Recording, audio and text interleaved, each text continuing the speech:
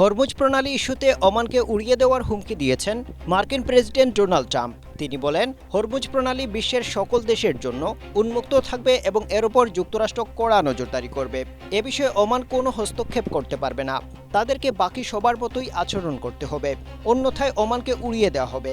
Iran ও Oman যৌথভাবে এই গুরুত্বপূর্ণ নৌপথের নিয়ন্ত্রণ নিজেদের হাতে রাখবে এমন কোনো স্বল্পমেয়াদী চুক্তি মার্কিন প্রশাসন মেনে নেবে কিনা সাংবাদিকদের এমন প্রশ্নের জবাবে ট্রাম্প বলেন, না, এই প্রণালী সবার জন্য উন্মুক্ত থাকবে। এটি একটি আন্তর্জাতিক জলসীমা, কেউ এটি এককভাবে নিয়ন্ত্রণ করতে পারবে না।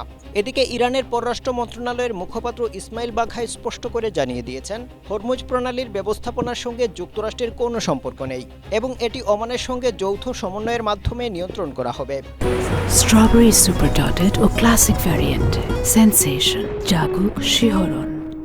এর আগে ইরানের সর্বোচ্চ নেতা মুজতবা খামেনি বলেছেন, মধ্যপ্রাচ্যের দেশগুলোতে মার্কিন সামরিক ঘাঁটি আর নিরাপদ নয়। উপসাগরীয় আরব দেশগুলোতে মার্কিন সামরিক ঘাঁটি আর ঢাল হিসেবে ব্যবহার করতে দেওয়া হবে না এবং এই অঞ্চলে মার্কিন সেনারাও নিরাপদ নয়। তিনি আরও বলেন, সময়ের চাকা পেছনে ফেরে না। এই অঞ্চলে অশুভ কর্মকাণ্ড কিংবা সামরিক ঘাঁটি স্থাপনের জন্য যুক্তরাষ্ট্র আর কোনো নিরাপদ আশ্রয় পাবে না।